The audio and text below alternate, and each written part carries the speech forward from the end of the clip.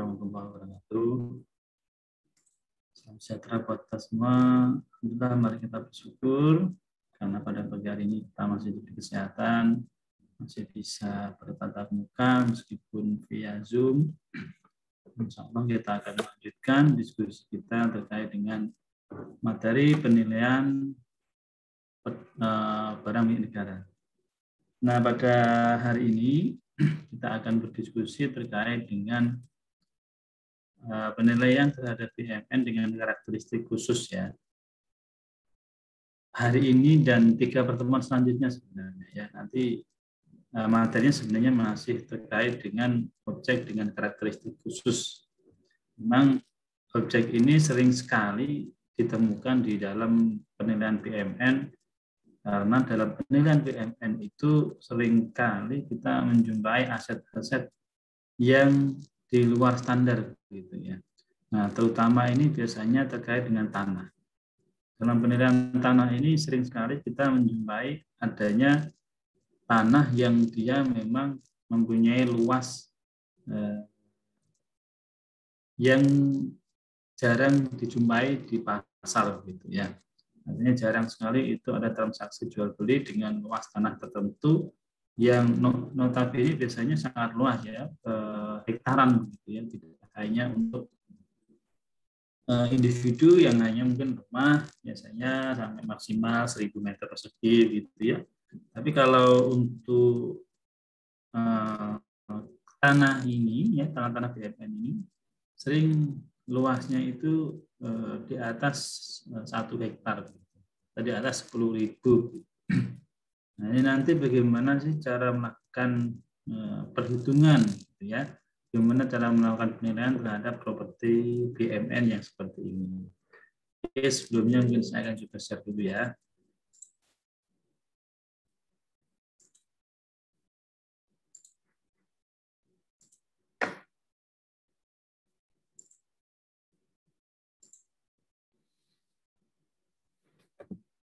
Nah, kalau kita ngomongin terkait dengan tanah ya, tentunya tanah ini adalah, nah ini tentunya kita mengenal adanya asas horizontal dan asas vertikal gitu ya dalam hukum pertanahan kita. Nah, kita juga tahu bahwa yang dimaksud dengan tanah itu tentunya ya adalah tanah ya, berikut apa yang ada di bawah tanah dan apa yang ada di atas tanah gitu. Ya, apa yang di tanah, di atas tanah itu sendiri dan ada apa yang di bawah tanah, itulah definisi tanah ya, terkait dengan hak kepemilikan individu. Namun demikian ada regulasi yang juga harus diperhatikan ketika ya, di bawah tanah itu ada sumber daya alam, ada sumber daya alam. Nah, tentunya ini juga nanti berbeda perlakuannya. Ya, jadi ketika misalnya di bawah tanah ini ya, mungkin di sini ya, itu ada sumber daya alam yang ada di dalam tanah, mungkin tanah kita, ya maka sebenarnya itu harus dikelola dengan regulasi tersendiri. Ya, dikelola dengan regulasi sendiri. Memang secara individu dia mempunyai hak atas apa yang ada di bawah tanah ini ya, tetapi karena ada aturan, ada undang-undang yang mengatakan bahwa tanah, bumi, air ya itu digunakan untuk kepentingan rakyat gitu ya, maka tentunya kepentingan individu akan dikalahkan dengan kepentingan yang lebih luas gitu. Nah, makanya biasanya meskipun dia mempunyai hak, tapi dia bisa dalam kasus tertentu kan dia bisa disuruh pindah gitu ya. Namun dengan ganti untung, rasanya gitu ya, bukan ganti rugi ya. Kalau kemarin kita sempat mendengar ya ada berita bagaimana di kawasan Jawa Timur, ini kan di daerah Tuban, tentu teman-teman pada tahulah berita itu ya, di mana warganya karena lahan pekarangannya itu di bawahnya ada sumber alam gitu ya, berupa minyak, maka tanah-tanah yang ada di atasnya ini dibebaskan ya untuk kemudian dikelola ya, karena akan diambil apa yang ada di bawahnya ya.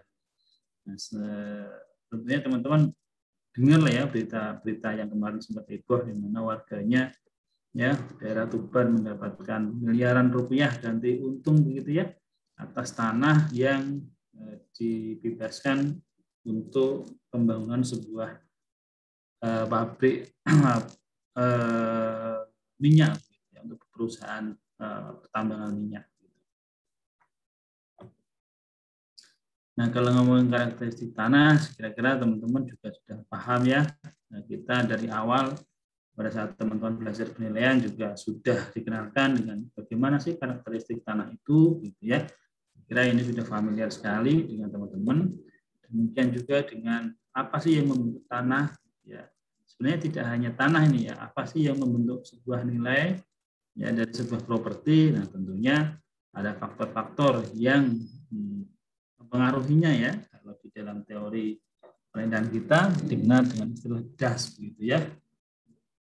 Nah, tentunya ya konsep tanah nah, itu bukan cuman das saja, tapi das dan juga ditambah dengan HBU gitu ya. Nah, ini kalau konsep bagaimana nilai tanah itu terbentuk.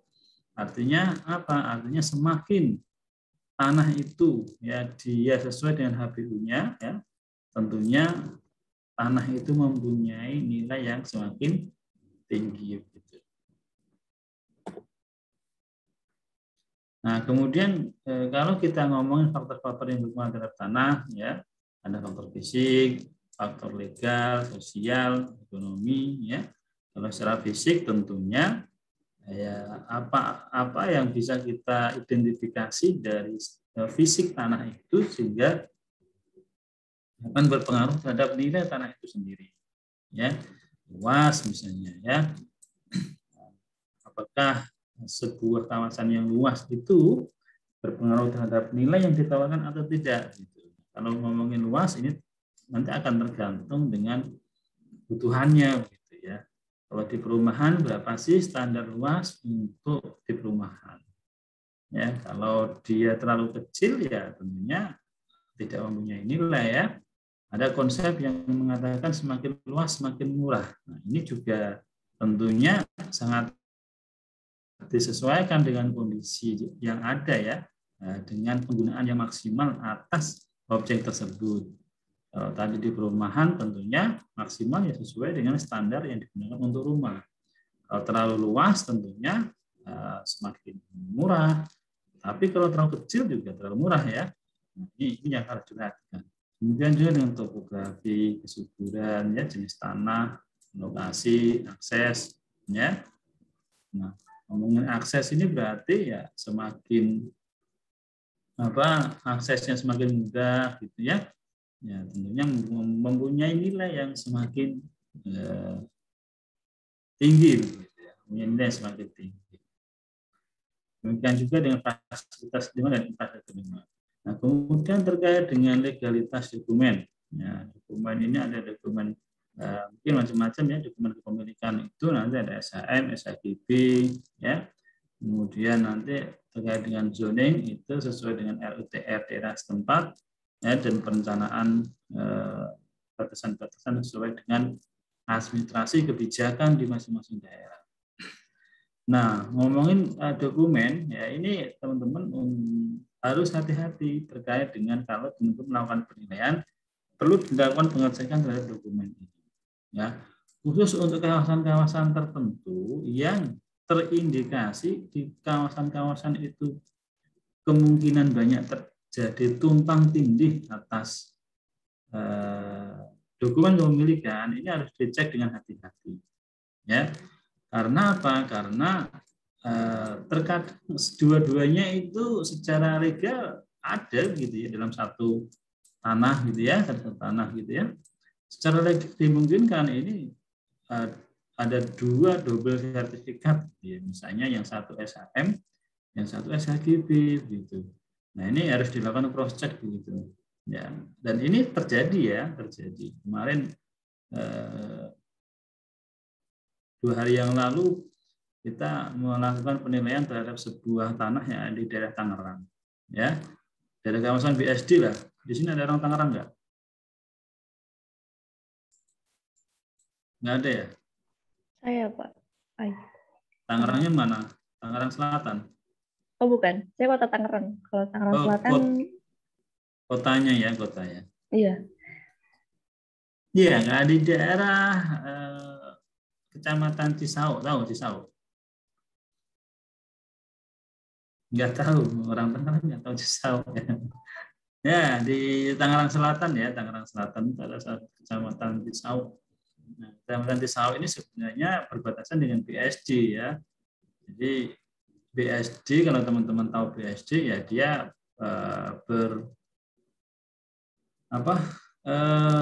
bersebelahan lah dengan kawasan BSD ya, karena di daerah Cisau itu juga banyak sekali tanah-tanah yang sudah dikapling, yang sudah diidentifikasi oleh BSD gitu ya. Ini kawasan BSD. Nah, ternyata di kawasan Cisau ini, daerah Tangerang Selatan ini, dulu kronologisnya pernah terjadi penambangan pasir di daerah sana. Ya, di daerah sana sering zaman-zaman dulu ya, itu ada penambangan pasir, dan penambangan pasir ini sangat masif dilakukan di sana. Dan karena luasnya yang hektaran, gitu ya, untuk saat ini hasil dari bekas-bekas tambangnya itu menjadi danau-danau. Gitu ya. Kalau teman-teman di daerah kawasan Cisau dan sekitarnya, gitu ya, itu akan dijumpai banyak danau-danau yang tidak bisa dimanfaatkan apa-apa karena memang itu kita di bekas galian pasir gitu ya. Nah, ternyata di daerah sana itu karena dulu juga mungkin pada saat pengelolaan, pada saat pendaftaran tanahnya itu dari pertanahannya itu bagaimana itu ceritanya, ternyata ada beberapa aset yang memang terjadi tumpang tindih di sana gitu ya. Jadi ada SHGB, dokumen yang kemarin kita nilai kebetulan SHGB gitu.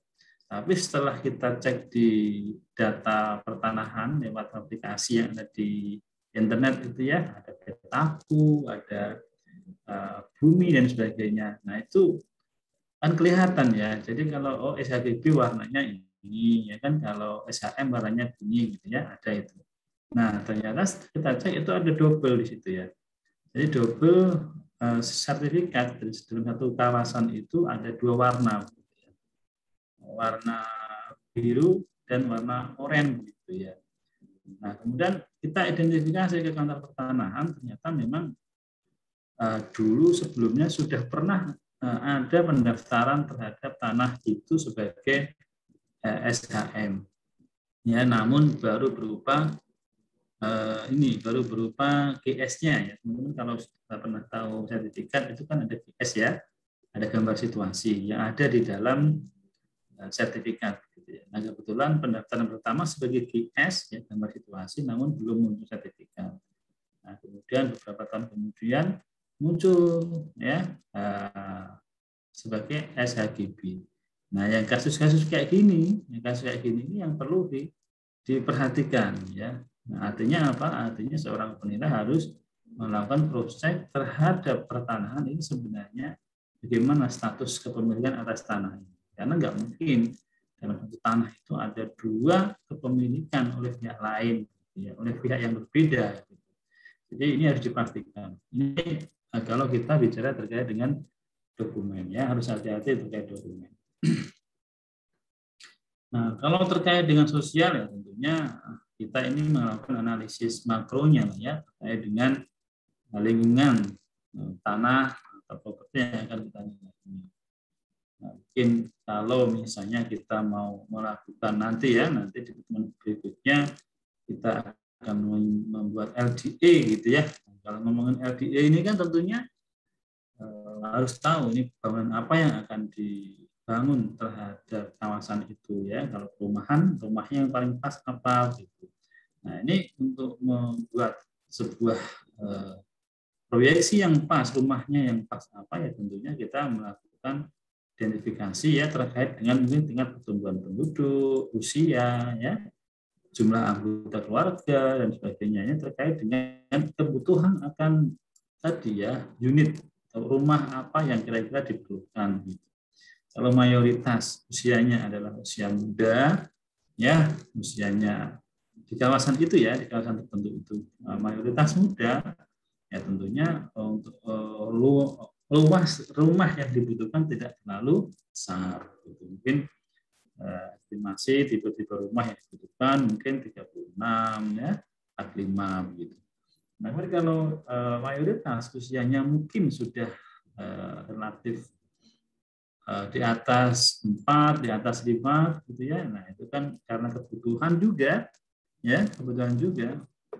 Mungkin anak-anaknya sudah pada besar sehingga kebutuhan rumah yang dulu pada waktu masih anaknya masih kecil-kecil bisa jadi satu ya, kebutuhan mungkin tipe rumah 36. Tapi kalau sudah besar-besar biasanya bikin kamar sendiri-sendiri kan begitu. Sehingga kebutuhannya rumah ya tentunya lebih besar lagi gitu. Hanya terkait dengan identifikasi sosial. Nah, kemudian juga terkait dengan faktor-faktor ekonomis ya, bagaimana pendapatan masyarakat, tingkat suku bunga yang berlaku, pertumbuhan proyeksi ini nanti dilihat GDP ya, GDP di negara kita berapa sih? Nah, ini terkait dengan pertumbuhan.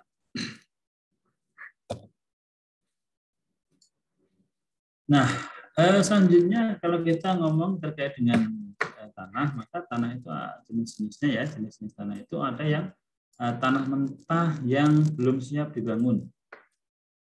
Ya. Jadi tanah mentah yang belum siap dibangun, kemudian ada tanah matang yang siap dibangun. Kemudian ada tanah matang yang terdapat bangunan akan dikembangkan sesuai dengan penggunaannya gitu ya. Kemudian yang ini tanah matang yang telah dikembangkan. Jadi ada tanah matang yang telah dikembangkan sesuai dengan peruntukannya. Jadi rumah dan perumahan, tanah dan perumahan, ya, yang sudah ada rumahnya. Nah, ini kategorinya yang keempat ini, ya. Kemudian kalau kita ketemu tanah di perumahan, tetapi kawasan perumahan gitu yang akan dibangun perumahan, tetapi tanahnya itu di atasnya belum dibuat bangunan, ya kan? Nah, ini berarti kategorinya adalah dia nanti tanah matang yang ini ya, yang siap dibangun. Kalau yang ketiga tanah matang terdapat bangunan akan dikembangkan sesuai. Jadi ini mungkin ada tanah-tanah yang di mana sudah ada bangunan di atasnya, gitu ya, namun peruntukannya mungkin belum sesuai, gitu ya, belum sesuai dengan klasifikasi atau peruntukan maksimalnya ya, belum sesuai dengan HBU-nya, sehingga mungkin perlu dikembangkan sesuai dengan HBU-nya.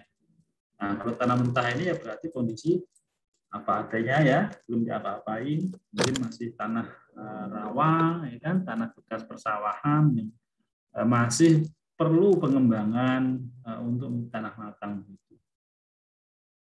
Nah, kalau ngomongin tanah berdasarkan lokasi sekitar, ya ada tanah di lokasi yang belum berkembang dan sarana prasarana belum bersedia dengan baik. Kemudian ada tanah yang terletak pada daerah berkembang, sarana dan prasarannya sejalan dengan perkembangan daerah. Ya, jadi kalau pertama itu belum berkembang, yang masih terisolir gitu ya. Kemudian di sini kalau yang kedua dia di daerah pengembangan, ya, dan pengembangannya sudah sesuai. Nah, kalau ini tanah yang sudah sesuai ya, sudah sesuai dengan rencana induk kota. Kemudian tanah yang terdapat daerah yang telah berkembang, ya, sarana prasarana sudah lengkap, gitu, ya. Jadi kalau ini bedanya, kalau yang ketiga ini dia pembangunan sesuai dengan rencana induk kota, namun kalau yang keempat ini dia lebih lagi ya, fasilitasnya lebih lengkap gitu. Jadi rencana induk kota itu kan mungkin di sebuah kawasan itu akan dibangun sebuah pemukiman gitu ya. Namun dalam perkembangannya mungkin dia ya menjadi kawasan pemukiman dengan berbagai fasilitas yang lebih lengkap gitu ya. Atau mungkin kalau rencana induk kotanya misalnya di situ kawasan campuran lah begitu ya, kawasan campuran ya, maka kalau yang posisi yang keempat ini ya kawasan campuran di mana dia fasilitasnya sudah lengkap. Ya. Nah, seperti di daerah Tangerang lah ya, kalau teman-teman di Tangerang, apalagi tadi Ayu ya di Kota Tangerang itu kan luar biasa ya, pengembangan wilayahnya sangat luar biasa, apalagi dengan munculnya BSD ya, di mana-mana BSD. Jadi terkesan BSD ini memang strateginya luar biasa ya dia ya. Bagaimana dikembangkan dulu konsepnya, dia mengembangkan ini dia sarana prasarana dulu. Ya kan? Jalan, fasilitas, mall dan sebagainya itu disiapkan dulu sama mereka. Habis itu barulah kemudian dikembangkan tanahnya tadi. Dia sudah punya tanah-tanah kosong ya, tetapi mungkin pada waktu itu belum dikembangkan. Setelah dia siapkan ini sarana prasarananya, nah kemudian baru dia kembangkan ini, sehingga nilainya menjadi sangat tinggi gitu. Ini konsep-konsep yang ada ya di lapangan terkait dengan pengembangan tanah. Nah, ini terkait dengan bagaimana proses pelaksanaan penilaian ya. Saya kira teman-teman sudah paham ini ya. Kemudian analisis pasar, verifikasi, saya kira ini menjadi hal yang biasa kita lakukan. Ya, ada data-data umum yang harus kita siapkan dan ada data-data khusus yang harus kita identifikasi ya. Kalau data umum tentunya ya secara umum ya, bagaimana dengan kondisi ekonomi ya, mengenai data-data dari pemerintah, nah kalau khusus itu berkaitan dengan objek penilaian dan pembanding gitu ya. Nah, kemudian kalau kita melakukan penilaian juga tentunya kita memperhatikan adanya analisis pasar juga ya, bagaimana kondisi pasar, supply and demand, ya, ini juga perlu diperhatikan. Nah, kemudian tadi kalau kita kembali ke konsep bagaimana membentuk nilai, maka nilai tanahnya tentunya akan dibentuk oleh sebuah analisis yang kita lakukan yaitu terkait dengan fisiknya, ya izin, kelayakan dan apa yang memberikan nilai hasil yang maksimal atas seperti itu gitu ya.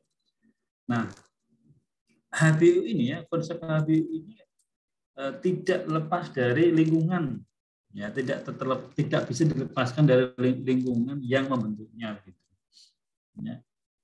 Sebuah tanah kosong gitu ya, ini bagaimana dia memberikan nilai maksimal itu juga dipengaruhi oleh lingkungan yang ada di sekitarnya ya. Nah, tadi misalnya kalau di kawasan BSD gitu ya, di mana fasilitas di sana ya di sepanjang jalur kalau kita ke Tangerang itu kan jalur utama Kota Tangerang ya, itu semua fasilitas sudah ada ya, dari pendidikan, kesehatan, ya rumah sakit, ada mall dan sebagainya, itu semua tersedia di sana. Sehingga kalau ada kawasan-kawasan yang cukup luas begitu ya, di pinggir-pinggir kawasan-kawasan itu ya tentunya yang akan memberikan nilai maksimal adalah perumahan kan gitu ya. Ya, karena faktor pendukungnya tadi sudah ada gitu ya. Jadi faktor-faktor pendukung ini pada akhirnya juga akan membentuk HBU apa yang paling pas gitu ya dari sebuah properti yang akan kita nilai. Sehingga tadi kembali masalah analisis pasarnya ya, analisis pasar ini menjadi sesuatu yang penting, termasuk hal yang harus dipertimbangkan ketika kita mau melakukan identifikasi terkait HBU sebuah properti. Nah, kemudian lebih detail lagi kita akan diskusi bagaimana terkait dengan metode penilaian tanah ya. Sesuai dengan yang ada di SPI ya, itu metode penilaian tanah itu ada sales comparison, ada alokasi, ya, ada kapitalisasi sewa tanah, ada ekstraksi, ada penyisaan tanah, dan ada pengembangan lahan. Ya. Kemudian kalau di kita di JKN kita mengenal metode namanya ATF, ya, across the fence. Nah, untuk hari ini nanti kita akan diskusi terkait dengan ATF, ya, kemudian ekstraksi, dan sedikit tentang penyisaan tanah. Ya, ini untuk mereview lagi ya. Sebenarnya untuk penyisaan tanah, ya kan, kemudian alokasi dan sales ini sebenarnya sudah sering dibahas oleh teman-teman ya pada materi-materi penilaian tanah gitu ya. Kalau sales comparison saya kira sudah paham ya. Penyisaan tanah ini juga dibahas di pendekatan pendapatan ya, alokasi juga. Kalau alokasi ya, konsep alokasi ini sebenarnya seperti konsep JIM lah gitu ya. Kalau JIM itu kita membandingkan mencari berapa nilai harga jualnya dibanding dengan sewanya dalam sebuah kawasan tertentu. Kemudian kita identifikasi, kita formulakan sehingga nanti ketemu perbandingan antara gross-nya, gross income dengan sales-nya, sehingga ketemulah multiplier-nya. Nah, itu kalau JIM. Ya kan? Nah, alokasi, kalau alokasi itu konsepnya seperti kita melakukan pendekatan pasar juga. Jadi kita melakukan identifikasi atau mencari data ya di kawasan tertentu gitu ya, atau kawasan yang mempunyai karakteristik tipe yang sama. Kemudian di situ kita akan mengidentifikasi berapa sih nilai bangunannya, ya kan? Berapa sih nilai tanahnya gitu. Ya kan? Sehingga nanti kita akan ketemu sebuah kawasan itu perbandingan antara bangunan dengan tanah misalnya 40-60 misalnya. Ya kan? Nah, maka nanti dalam penilaiannya ya kita kalau di daerah tersebut sudah diketahui hasil perbandingan tanah dan bangunannya adalah 40-60 ya berarti kita tinggal melakukan penilaian saja. Jadi misalnya kita diminta menilai sebuah berapa sih nilai tanahnya, ya berarti proporsi sebesar mungkin 60 misalnya kan, tanahnya ya 60/100 dari nilai tanah secara keseluruhan. Nah, itu konsep alokasi.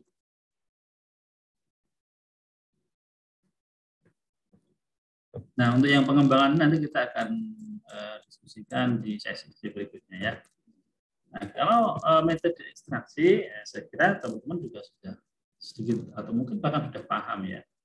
Jadi konsepnya adalah harga jual satu properti dikurangi dengan estimasi nilai bangunannya yang terdepresiasi tentunya ya. Nah, pendekatan ini atau metode ini digunakan bila konstruksi bangunan relatif kecil dan mudah diidentifikasi.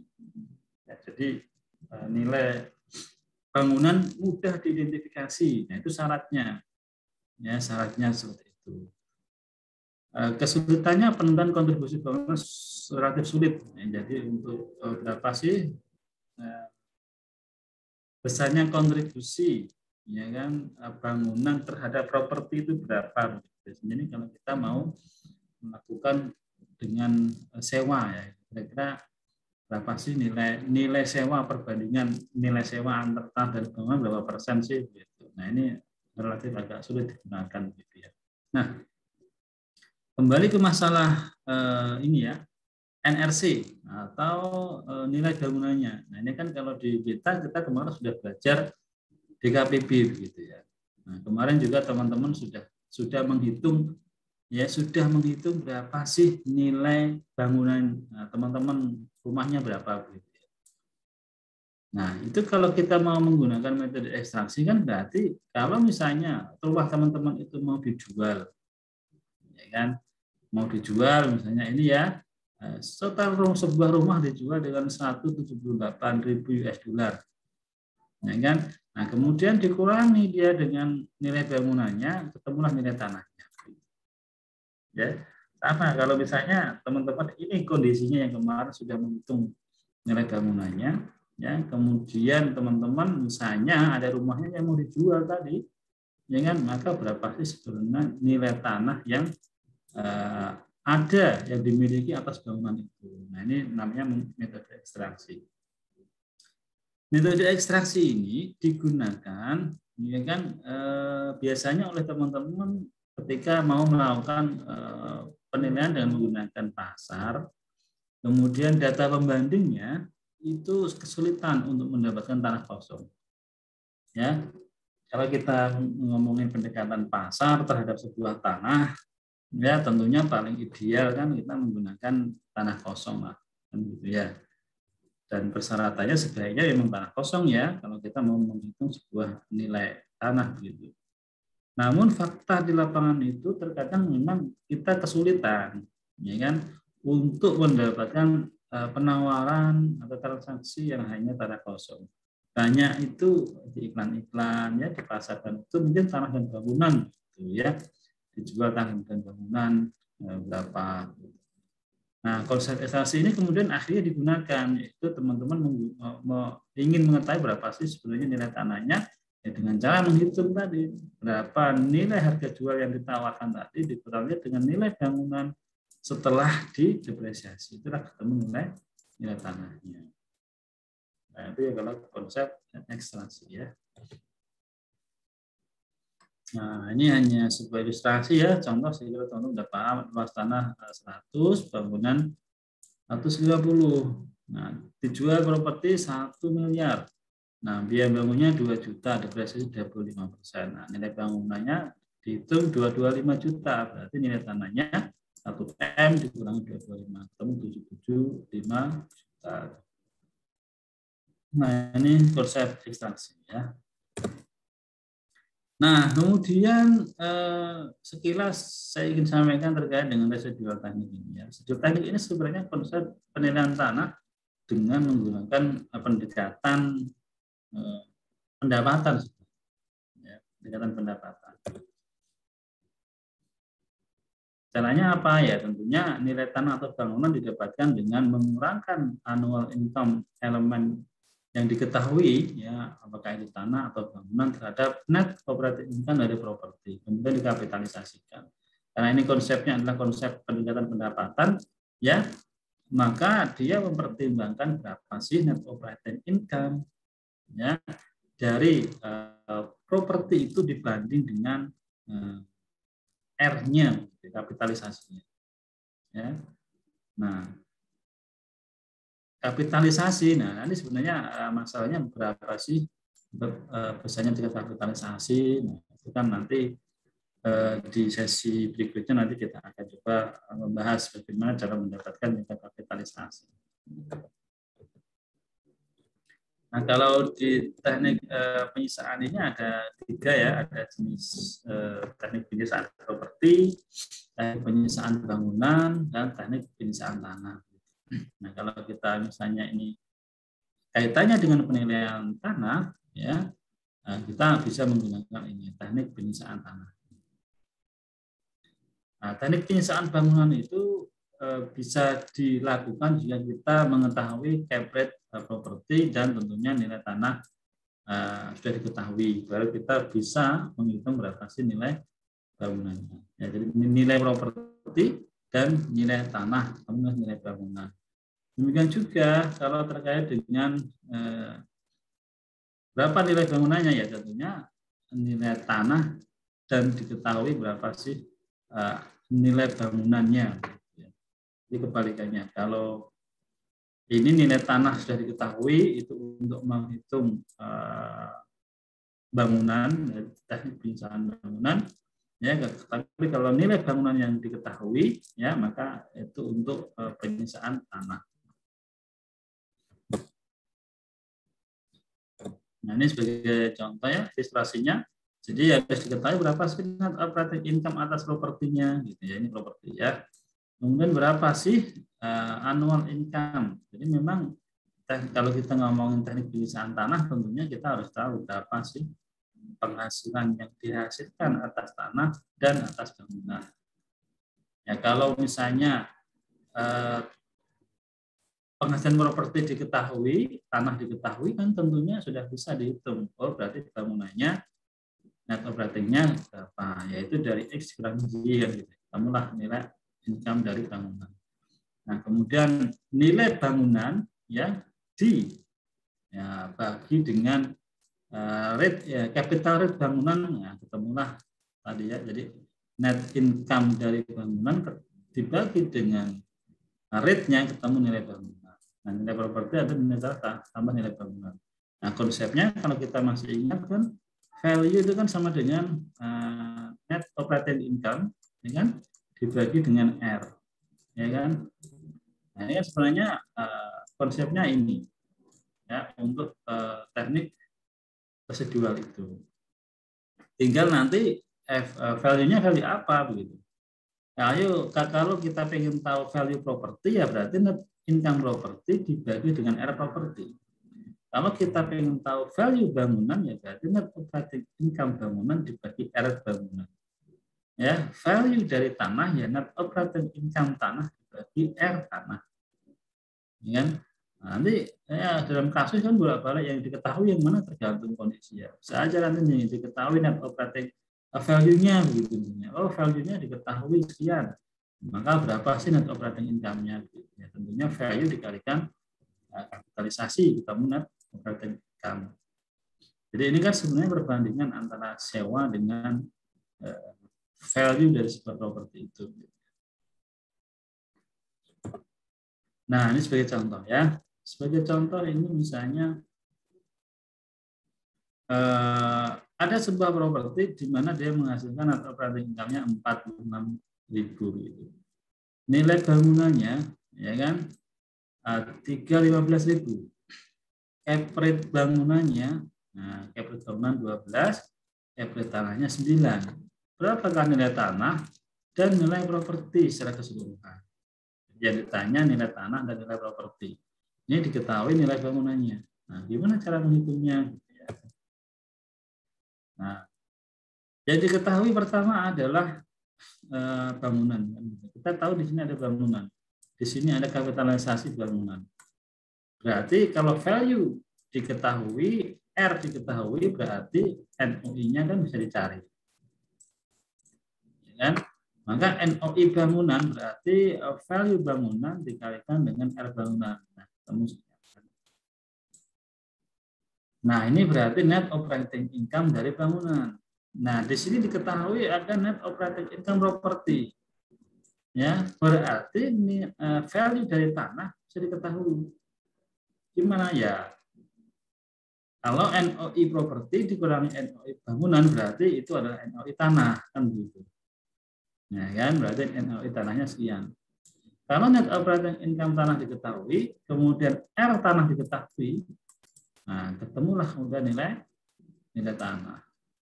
Yaitu dari net operating income dibagi dengan R tanah. Ya, 9%. Ketemu 911. Nah, nilai properti ya berarti nilai tanah ya ditambah dengan nilai bangunan.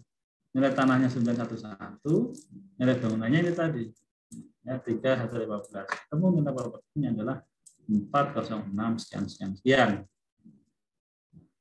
Ya, ini kalau kita mau menggunakan konsep teknik penyiasatan. Nah, kemudian kita akan coba kenalkan terkait dengan metode ATF. Ya. Ada yang mau tanya dulu sebelum ke ATF? Iya Pak, mau tanya yang tadi metode teknik penyisaan tanah ini Pak, ini kan dipakai kalau misalkan tidak ada data pasar yang sebanding ya Pak. Kemudian untuk dasar analisisnya, selain menggunakan HBU dari site tersebut, kira-kira menggunakan apa ya Pak? Coba. Mika ini bisa diulang ada pertanyaannya? Oke, ini Pak, jadi terkait dengan teknik penyisaan tanah, itu digunakan jika tidak terdapat data pasar yang sebanding ya Pak, baik itu untuk luasnya, peruntukan, lokasi. Nah, kemudian untuk dasar analisanya, selain menggunakan HBU-nya, bisa menggunakan apa saja Pak? Oke. Nah, jadi memang benar ya, ini kan sebenarnya konsep pendekatan penilaian ini kan dilakukan secara bertahap. Ya. Ini kan pertama pendekatan pasar tentunya yang paling mendekati pasar, karena kita mau menilai berapa sih nilai pasar dari sebuah properti gitu ya. Nah, ketika pendekatan pasar itu tidak ada, ya benar tadi yang disampaikan oleh Mike, ya, oleh Mike, ya, terkait dengan penggunaan daripada penyisaan ini ya. Nah, maka ada teknik gitu, teknik-teknik, salah satu cara bagaimana kita menghitung, ya, menghitung sebuah nilai properti yang ketika data pasarnya nggak ada. Tetapi tentunya teknik ini bisa digunakan tentunya dengan asumsi dan syarat-syarat tertentu begitu, ya kan? Yang tadi misalkan kita mau menghitung nilai propertinya misalnya kan, nah nilai propertinya, tapi kita harus tahu berapa sebenarnya nilai sewa atau net operating income dari properti itu. Itu harus diketahui kan, ya. Jadi mungkin ada sebuah rumah gitu ya, dia disewakan, nilai sewanya ada gitu ya. Tapi kalau kita pasarnya kita nggak ketemu gitu ya. Oh, ini bisa lah kita menggunakan mungkin teknik penyisaan tanah. Ya, di mana kita tahu berapa sih nilai sewanya. Nah, kalau kita kan sebenarnya rumusnya kalau kita menggunakan pendekatan pendapatan kan tadi saya gimana tadi ya. Nah, ini kan rumusnya sebenarnya adalah value sama dengan net operating income dibagi R gitu ya. Ya. Nah, kalau net operating income sudah ketahuan dari properti itu, sebenarnya kan kita tinggal cari R-nya berapa. Ya. Nah, nanti di case-case selanjutnya mungkin kita nanti akan coba bagaimana cara mencari R-nya. Nah, dalam kasus ini, ya, sebenarnya teknik penyisaan tanah ini, ya, kita memang tahapannya agak sedikit panjang. Kita harus cari R-nya dan akan sangat tergantung dari seberapa sih data yang bisa kita dapatkan. Ya kan? Artinya ini kan harus diketahui kan berapa sih pendapatan tanah, pendapatan bangunannya, begitu ya. Nah, kalau tadi operating income-nya sudah diketahui, ya tentunya nanti yang jadi problem itu terkait dengan R-nya sebenarnya. Ya, terkait dengan R, ya. R ini kan kalau R bangunan berapa, R tanah berapa. Ya. Nah, ini memang teknik ini relatif sangat jarang digunakan gitu ya. Biasanya langsung pakai ini sebenarnya. Dengan metode kapitalisasi langsung. Biasanya lebih mudah digunakan ini. Memang kendalanya ya itu tadi, kesulitannya kita harus mencari berapa sih R bangunan, R tanah, ya kan? Nah, untuk menghitung berapa sebenarnya nilai properti itu sendiri.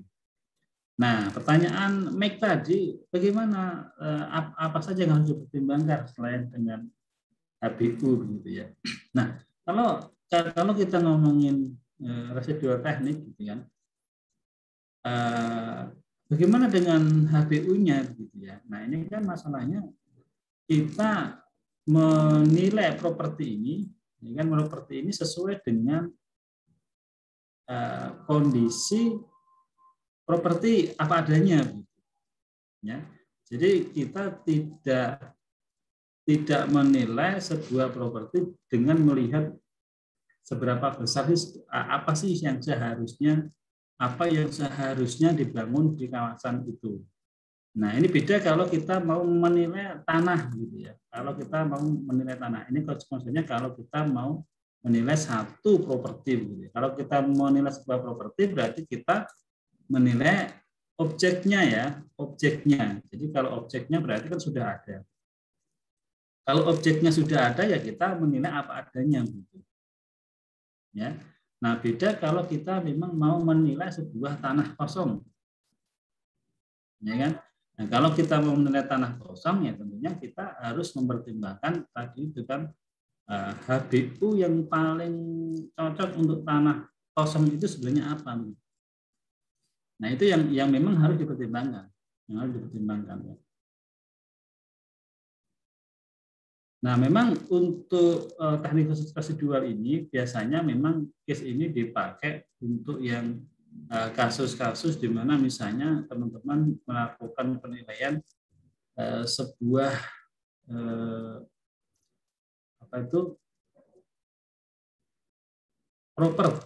properti di dalam satu SHM gitu ya, dalam satu SHM, di mana di situ mungkin ada bangunan, ya, ada bangunan dengan karakteristik yang berbeda. Gitu. Ada dua bangunan, ya, ada dua bangunan dengan karakteristik yang dia berbeda, ya. Padahal ini dalam satu hamparan tanah, gitu ya.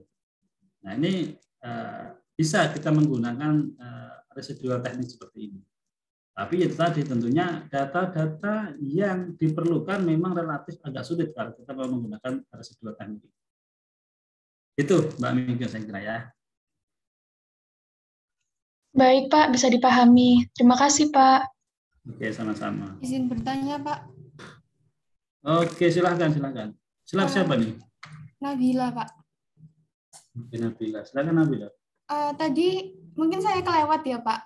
Tadi saya dengar itu alokasi itu seperti pendekatan pasar. Itu maksudnya gimana ya Pak? Oke. Alokasi. Kembali ke alokasi ya. Jadi sebenarnya sorry.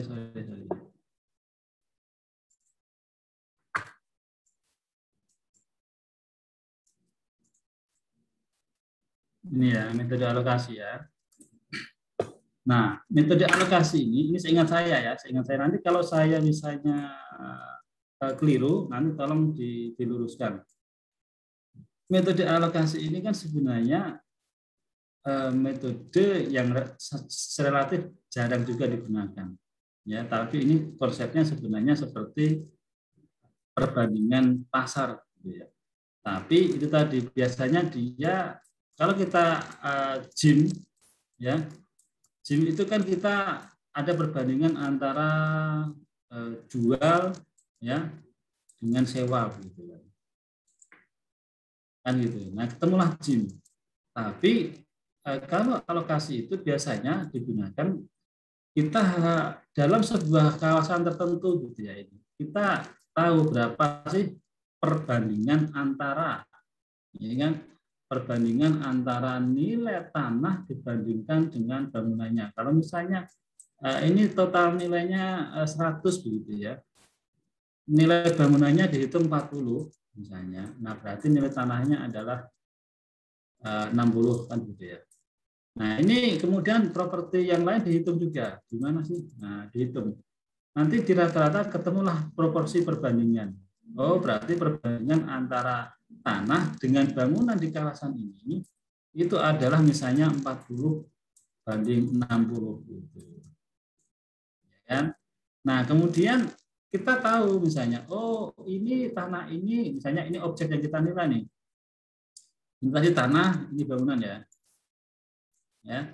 Nah, hasil rata-rata tadi ketemulah 40 60. Nah, kemudian di sini ada sebuah tanah dan bangunan yang dijual, yang akan dijual dengan harga misalnya 150 misalnya, maka nilai tanahnya kita nggak perlu menghitung lagi karena kita sudah ini tadi kan mencari rata-ratanya tadi, ketemunya tadi 40-60 ya. Nah berarti nilai tanahnya itu berarti 60 per 100 ya kan kali 150. Nah, ya. Nah, itu namanya konsep alokasi. Jadi dia langsung ketemu berdasarkan ini. Ya, rata-rata di kawasan tersebut, ya kan, kayak gym lah gitu ya. Berapa nanti ketemu oh tanahnya ternyata perbandingannya adalah 40-60 misalnya. Bangunan 40, nah, tanahnya 60 gitu ya.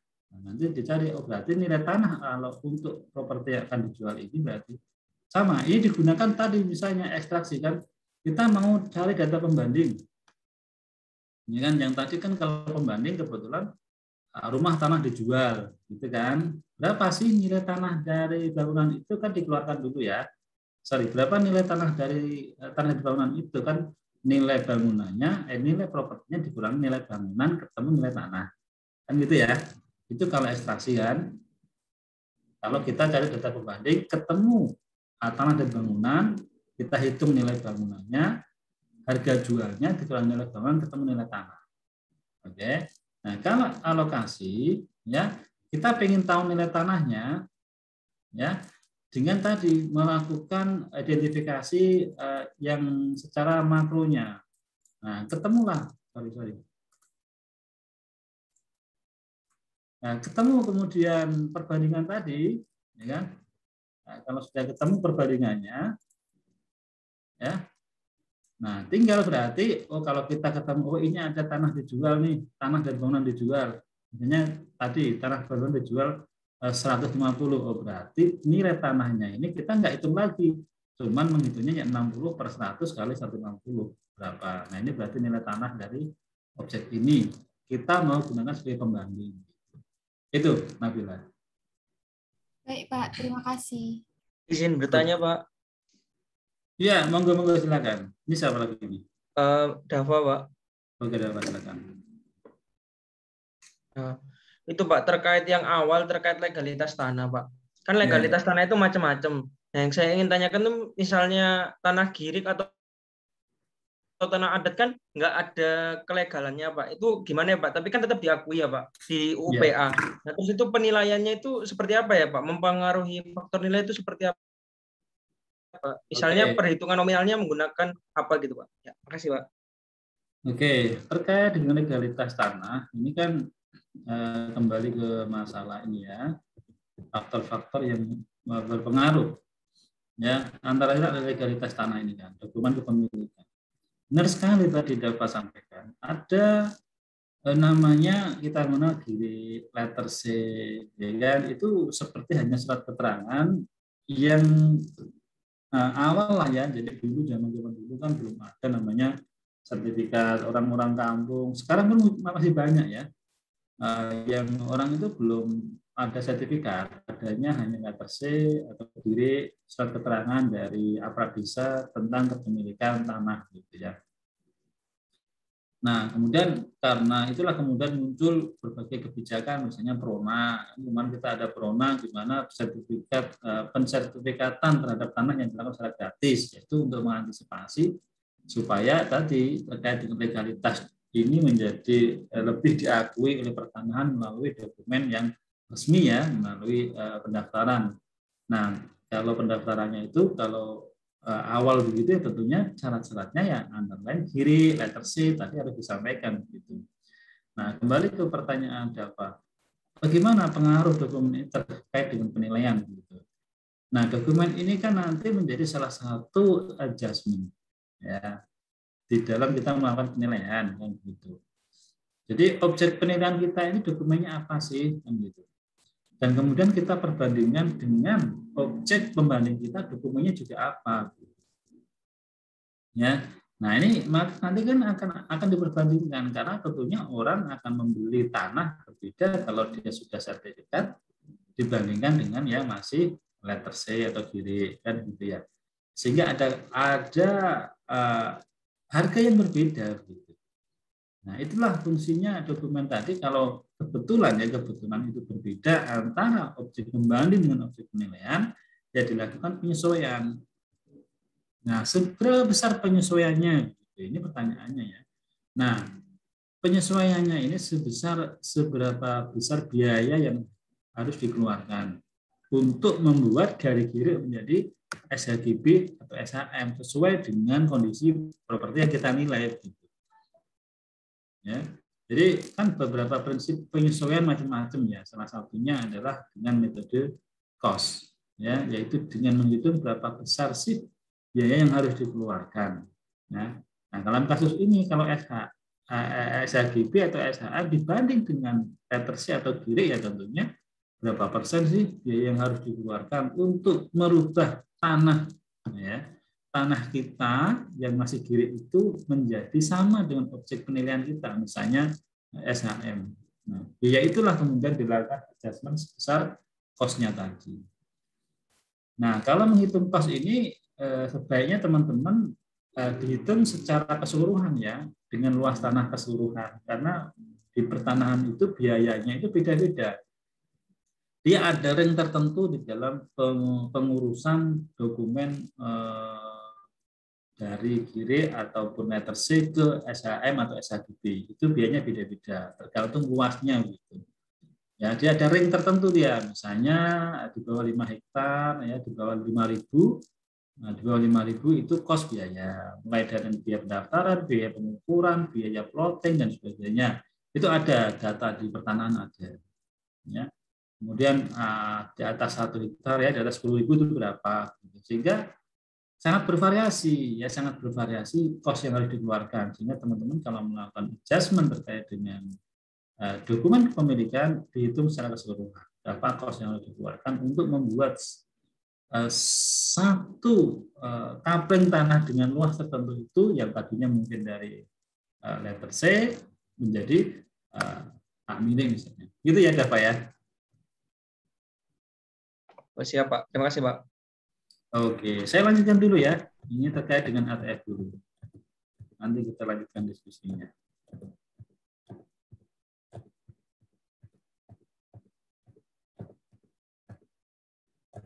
Nah, ATF ya. ATF ini biasanya digunakan untuk menentukan nilai sewa sebenarnya. Ya. Jadi biasanya ini terjadi, ATF ini terjadi atau dilakukan karena ada objek-objek yang akan disewakan dengan kebutuhan objeknya karakteristiknya khusus, yaitu berupa koridor. Apa itu tanah koridor? Tanah koridor itu tanah yang sifatnya dia bentuknya lebarnya kecil, tetapi panjangnya panjang lah begitu ya. Jadi tidak sebanding, tidak standar dengan tanah secara umum gitu. Karena penggunaannya dia digunakan untuk kepentingan khusus. Misalnya kalau kita di pinggir-pinggir jalan sering ya mengidentifikasi ada tanah-tanah dibongkar karena pemasangan pipa PDAM atau karena pemasangan kabel jaringan telekomunikasi dan sebagainya, ya kan? Nah, ya kayak gitu itu nanti ada nilai sewanya begitu, ya ada nilai sewa yang harus dibayarkan dari perusahaan-perusahaan yang menggunakan tanah itu kepada pemerintah begitu, karena tanah jalan ya ini adalah punya pemerintah yang dikelola oleh Kementerian Perhubungan. Ya, nah maka terhadap provider kah atau terhadap sebuah lembaga-lembaga yang memanfaatkan tanah-tanah di sepanjang jalan ini ya tentunya dikenakan namanya biaya sewa. Nah itu jadi muncul metode ATF ini konsepnya karena perlu menghitung berapa sih sebenarnya biaya sewanya. Nah kembali ke rumus tadi ya, value sama dengan net operating income kan dibagi dengan R gitu ya. Nah, NOI ini kan sama aja tadi dengan sewa gitu kan. Jadi kita butuh berapa sih? Ya, berapa sih nilai sewanya begitu. Kita mau menghitung nilai sewa ini kan. Nah, namun nilai sewa ini bisa kita hitung kalau kita punya value-nya ini kan gitu. Dengan value ini atau disebut dengan nilai wajarnya. Maka untuk tanah-tanah yang modelnya koridor, ya maka nilai sewa itu ditentukan dengan menghitung berapa nilai wajarnya dulu. Nah, maka dalam menghitung nilai wajar tanah koridor ini digunakanlah metode ATF ini. Nah, gimana konsepnya? Sebenarnya konsepnya adalah satu bidang tanah koridor itu ya penggunaan alternatifnya adalah bidang tanah yang berada di sekelilingnya yang diperbandingkan sesuai dengan segmennya. Jadi karena kasusnya kalau kita mau menilai tanah koridor itu kan biasanya kan panjang gitu ya, kecil tapi panjang gitu ya. Dia tidak lazim seperti tanah-tanah yang tapling yang persegi gitu ya. Nah, karena saking panjangnya gitu ya, maka penilaiannya biasanya dia dibikin per segmen. Nah, segmen ini maksudnya apa? Dia diklasterkan sesuai dengan wilayahnya masing-masing. Misalnya di sini kawasan pemukiman misalnya. Ya, di segmen, oh ini 1 kilo pertama misalnya, oh ini yang melewati kawasan pemukiman. Kilometer kedua, oh pertanian misalnya kan, segmen pertanian. Ya. Oh segmen berikutnya dia melewati kawasan hutan misalnya, ya hutan lah ya kan. Ya ini segmen-segmen ini diperlukan ya kan sesuai dengan ini daerah sekitarnya ini. Ya maka dibuat segmen-segmen itu. Nah kemudian dia tidak mempertimbangkan HBU. Ya, kalau kita dalam konsep penelitian tanah kan kita harus mempertimbangkan HBU ya. Tapi kalau ATF ini dia tidak mempertimbangkan HBU. Ya pokoknya dia tidak melihat HBU tanah ini sebenarnya untuk apa gitu. Tidak.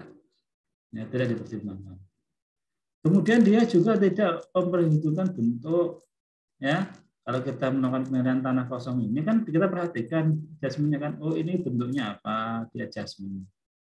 Ukuran juga begitu ya, ukuran dia di adjustment. Kalau ini ya, tapi kalau ini enggak, ukuran enggak dipertimbangkan. Topografi ya, peruntukan akses ini tidak diperhitungkan di dalam menghitung tanah koridor ini. Ya, tanah koridor tidak diperhitungkan. Itu konsepnya ya, terkait dengan penilaian tanah koridor di segmen. Tidak memperhatikan HBU, ya, tidak memperhatikan bentuk, ukuran, topografi, peruntukan, dan aksesibilitas. Ya. Gimana tahapnya? Yang pertama, segmen dulu. Ya, di segmen dulu, sesuai dengan karakteristik tanah sekitar tadi ya. Nah, kemudian setelah itu kita mengumpulkan data transaksi atau penjualan di sekitar tadi. Ya. Nah, jadi kita ini satu kertas kerja sendiri. Ini satu kertas kerja sendiri. Ini juga kertas ini. Jadi kertas 1, 2, 3 berarti ada 3 segmen. Masing-masing segmen ini ya itu harus kita cari pembandingnya. Oh ini pembanding sekitarnya dapat 1, 2, 3 misalnya. Oke, kamu dinilai ketemulah nilai tanah ini. Ini ada lagi pembanding di sini cari pembanding di adjustment bla bla bla ketemu nilai tanah ini. Ya ini dicari pembanding. Nah, ini kita nilai tanah ini. Jadi nilai tanah dihitung berdasarkan segmen-segmen tadi. Oke. Nah, proses perbandingan tadi ya, proses perbandingannya tanpa mempertimbangkan bentuk, ukuran, topografi, peruntukan akses.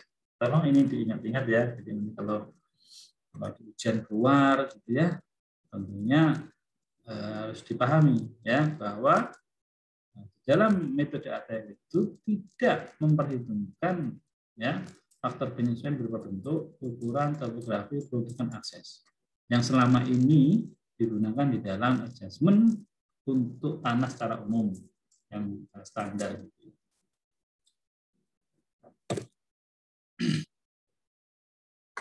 Nah, kemudian melakukan perhitungan nilai pemanfaatan ruang tanah dengan mengalihkan nilai wajar dengan pemanfaatan ruang tanah koridor. Nah, ini kalau kita misalnya mau menghitung berapa sih besar sewanya gitu kan. Kalau ini tadi setelah dihitung ya, ini ketemu nilai wajarnya. Ya, ketemu nilai wajar tanahnya. Ini tadi. Ya, sampai proses ini kan ketemu nilai wajar tanah. Nah, tadi rumusnya kan nilai wajar tanah ini baru sebagian kecil ya, baru sebagian kecil dari untuk menentukan nilai sewa kan. Nah, baru ketemu 1, berarti kemudian kita harus cari juga ini R-nya juga. Kan?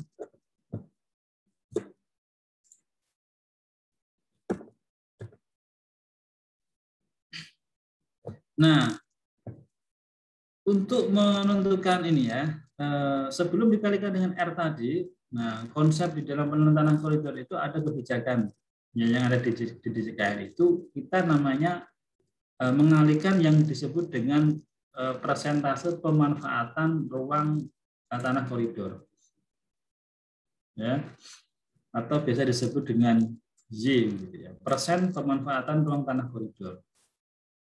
Kalau pemanfaatannya itu ada di atas, maka dia dihitung 100%. Jadi kan kalau kita ngomongin sewa itu macam-macam. Ada yang sifatnya sewa tanah koridor itu dia di bawah tanah itu ada, yang tadi ya, kabel, jaringan telepon, jaringan listrik, mungkin di bawah gitu ya. Kemudian saluran air itu kan rata-rata di bawah gitu ya. Nah, kalau di bawah maka dikalikan 80%.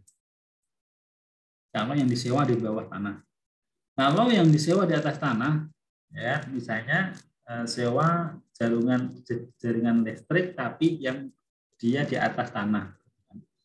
Atau biasanya yang sering itu flyover gitu ya, misalnya, ya kan di Kalimantan mungkin beberapa kali sering terjadi, ya dia ada flyover yang disiapkan khusus untuk sebuah perusahaan yang membutuhkan flyover karena dia butuh akses. Sementara kalau dia harus melewati jalan di bawah, ya kan, dia mengganggu aktivitas lalu lintas, maka dia bisa membangun flyover khusus untuk dia, akses dia. Nah, ini kan sama aja sewa ya, disewa di atas tanah. Nah, kalau dia posisinya di atas tanah kalikan 100, ya kalau di bawah tanah dia dikalikan 80. Jadi setelah ketemu nilai wajar dikalikan faktor pemanfaatan ini, ya baru kemudian dikalikan dengan R tadi, ya tingkat kapitalisasinya. Ya, pertanyaannya bagaimana nih untuk tingkat kapitalisasinya? Nah ini contohnya, ya nanti kita lihat. Nah, kembali ke tingkat kapitalisasi dulu. Nah, cara menentukan tingkat kapitalisasi ini nanti kita akan bahas di pilihan sewa di segmen setelah UTS gitu ya. Tapi di sini ada hal yang perlu kami sampaikan karena ini sudah sedikit kita menyentuh penilaian sewa ATF yang menggunakan metode ATF. Yang harus diperhatikan adalah ini nih. Untuk tanah koridor. Nah, ini cara menentukan R-nya yang tadi. Ya. Jadi kalau sudah berbentuk tanah koridor, ya kan? Kalau sudah berbentuk tanah koridor, berarti sudah disewa begitu ya. Nah, kalau sudah berbentuk tanah koridor, ya dia dikalikan R-nya adalah cap rate. Ya, tax free. Tapi kalau tanah koridornya dia belum, sorry, ini Pak.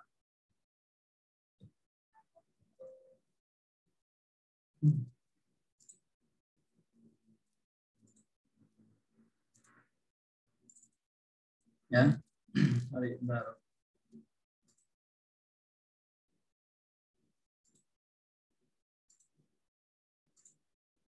Ini aja ya, kita ngomongin tanah koridor dulu.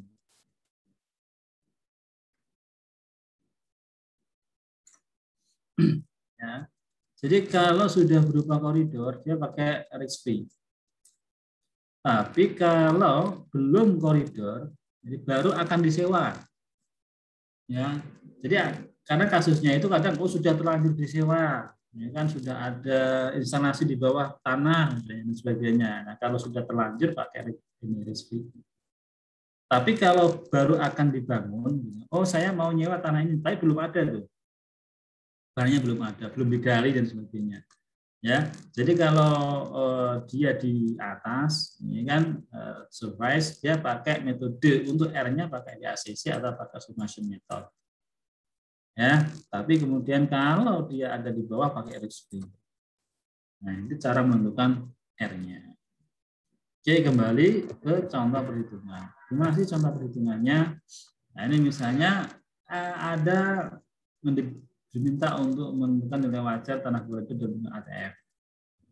Ya, tanah koridor luasnya 50.500 menjadi 50 segmen. Nah, ya kan? Ini mintanya 50 segmen karena mungkin dari 50.000 itu panjangnya 50 kilometer misalnya kan. Nah, sementara per kilo beda-beda gitu. Ini kalau ngomongin segmen tergantung kondisi di lapangan. Nah, ini contoh satu segmennya yang dihitung.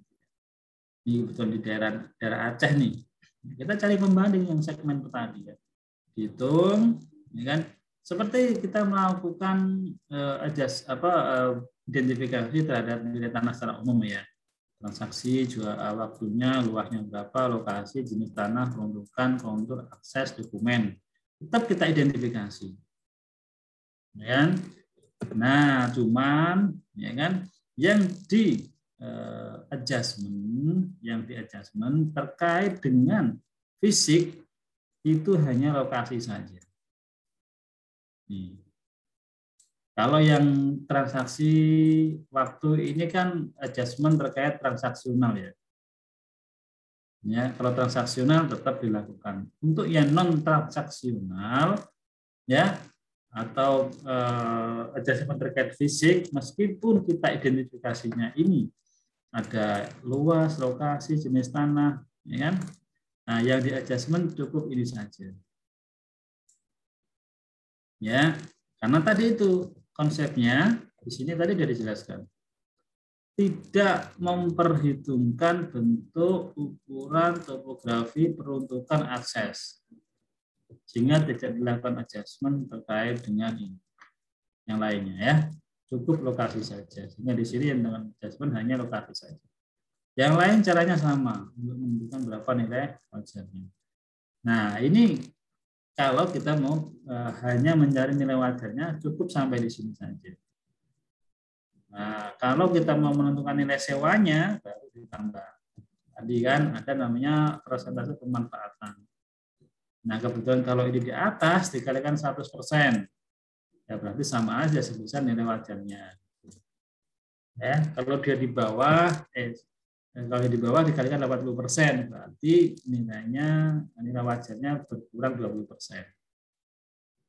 Ya, baru kemudian dikalikan dengan R yang tadi kita cari. Ya, nah ini asumsinya R-nya 15. Nah, ini ketemulah nilai sewanya. Nah, rumus tadi ya, P sama dengan NOI dibagi R. R-nya sudah ketemu ini, ya. Value-nya tadi sudah ketemu ini. Ini value, ya. Ini R. Nah, inilah kalau dalam konsepnya namanya NOI atau nilai sewa. Ya. Nah, itu mungkin teman-teman terkait dengan ATF. Silakan, ada yang mau ditanyain? Ini mau tanya, Pak. Silakan, Bani. Jadi kok metode ATF ini kan dia dibagi per segmen gitu kan, Pak. Terus itu nanti tiap segmen itu dihitung satu-satu, Pak. Pertanyaan pertama tanya apa? Tidak jelas. Apakah suara saya terdengar, Pak? Ya, boleh. Bilang. Metode ATF ini kan dibagi per segmen, Pak. Tadi di contoh itu kan menjadi 50 segmen. Ya. Terus tadi kan udah dihitung harga wajarnya kan, Pak. Itu nanti dihitung satu-satu ya, Pak, sampai 50 segmen itu. Oke, ya, pertanyaan bagus. Nah, ini kebetulannya kasusnya ini kebetulan penilaian real nih yang terjadi di Aceh pada waktu itu memang dia dibagi menjadi 50 segmen kebetulan. Sehingga semua ini harus dihitung satu persatu. Kenapa dibagi 50 segmen? Karena setiap segmennya harus beda karakteristik. Kalau tidak beda karakteristik, ya disesuaikan segmennya, ya kan? Panjang gitu ya, mungkin hanya ada 3 atau 4 segmen, ya cukuplah 4 segmen aja, 1, 2, 3, 4 gitu ya, 4 segmen saja. Dan setiap segmen harus dihitung, ya, dihitung. Nah kemudian nanti dijumlah, jumlah berapa, ya baru dikalikan ini tadi, baru dikalikan dengan NPRTK-nya, ya, baru kemudian dikalikan dengan ini nilai wajarnya. Jadi dihitung per segmen dulu, kemudian dijumlah, dikalikan pemanfaatannya, dikalikan R-nya begitu. Itu, Mas Bani.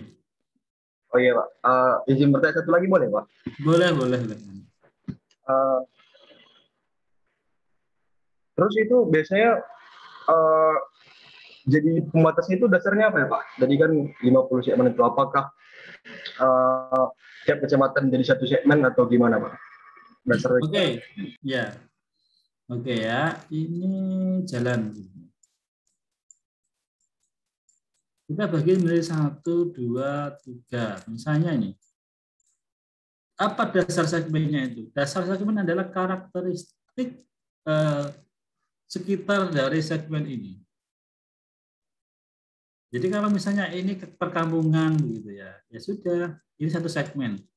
Kalau ini kemudian habis perkampungan ada persawahan, ini segmen kedua. Karena nggak mungkin kan nilai tanah sawah ini sama dengan nilai tanah di pemukiman, itu konsepnya kan.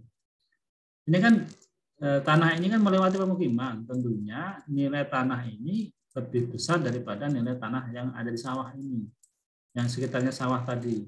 Itulah kenapa harus disegmen. Tapi kalau ini 1 dan 2 ini semua misalnya perkampungan, ya nggak usah disegmen. Berarti segmennya cuma 1. Ya, kalau objeknya itu setipe ya, oh ini semua panjang, misalnya kita diminta menilai sewa dengan 1 segmen saja karena karakteristiknya kebetulan dari ujung ke ujung sama, ya cukup 1 segmen saja, tidak perlu kita pecah-pecah. Pembagian segmen itu dilakukan melihat kondisi di lapangan dengan memperhatikan karakteristik daerah sekitarnya. Ya, bagaimana daerah sekitarnya, nah itu kita perhatikan. Nanti akan dibentuk segmen di situ. Gitu ya, Bani ya. Baik Pak, terima kasih atas penjelasannya Pak. Oke, ada lagi? Oke, teman-teman, kalau nggak ada yang ditanyakan lagi, ya masih ada waktu 10 menit. Saya minta waktunya untuk menyelesaikan administrasi. Terima kasih waktunya, teman-teman. Ya, terima kasih atas diskusinya. Nah, insya Allah kita nanti lanjutkan di minggu depan, ya. Nah, dengan tema nanti kita akan diskusi terkait dengan land development analysis. Jadi hari ini sebenarnya kita ingin mengenalkan salah satu pendekatan, ya, yang termasuk kategorinya adalah kategori sebuah properti dengan karakteristik khusus. Apa karakteristik khususnya tadi? Salah satunya adalah sebuah tanah koridor, yaitu tanah yang sempit tetapi panjang, gitu ya. Nah, karena tanahnya ini sifatnya unik dan hanya ada di BMN, gitu ya. Saya kira kalau penilaian secara umum jarang ya masyarakat mempunyai tanah yang modelnya begini. Nah, buat apa juga ya ada tanah hanya 1 meter panjang 5 kilo gitu kan, jarang ya. Ya biasanya yang mempunyai ya pemerintah gitu ya. Karena tadi itu ya digunakan untuk tujuan-tujuan khusus, misalnya tanah yang mau disewakan, gitu kan. Kemudian di rel kereta api itu banyak sekali kita jumpai ya. Kereta api itu kan punyanya Kementerian Perhubungan. Kementerian Perhubungan itu ada di mana kemungkinan ya ada kasusnya saya pernah jumpai misalnya di daerah Maja, ya daerah Maja itu Lebak sana ya, ada sebuah perumahan besar yang dia dipisahkan oleh jalur kereta api begitu ya, sehingga untuk menghubungkan 2 perumahan besar itu dia harus membuat flyover di atas jalur kereta api tadi. Nah ini mereka harus sewa konsepnya. Nggak bisa dia hanya membangun suka-suka dia melewati atas rel kereta api begitu ya. Nah, ini konsepnya sewa. Nah, ini juga disebut koridor tadi, ya, tanah koridor. Nah, sehingga kita akan jumpai di dalam kasus penilaian BMN ini nanti model konsep tanah koridor. Sehingga bagaimana cara melakukan penilaiannya terhadap tanah dengan kondisi khusus ini? Ya tadi sebagai alternatifnya, karena banyak karakteristik yang memang tidak terbiasa kita jumpai dalam penilaian tanah secara umum, ya, maka kita menggunakan identifikasi penilaian dengan menggunakan ATF. Sebenarnya konsep metode ATF ini bukan hanya diterapkan di Indonesia ya, di luar negeri juga banyak referensi-referensi yang bisa kita baca, kita lihat bagaimana teknik menggunakan penilaian dengan ATF ini. Kemarin pada waktu kita diskusi diklat dengan teman-teman di Malaysia juga mereka sudah mengenakan metode ini juga ya. Nah, metode ATF ini untuk melakukan penilaian dengan objek-objek yang memang karakteristiknya dia khusus seperti ini. Demikian teman-teman yang bisa saya sampaikan. Terima kasih atas perhatiannya. Insya Allah kita ketemu lagi di pertemuan selanjutnya. Selamat pagi, jaga kesehatannya. Assalamualaikum warahmatullahi wabarakatuh. Waalaikumsalam. Waalaikumsalam. Terima kasih, Pak. Terima kasih, Pak. Jangan lupa absen yang belum absen ya. Saya live ya, N ya.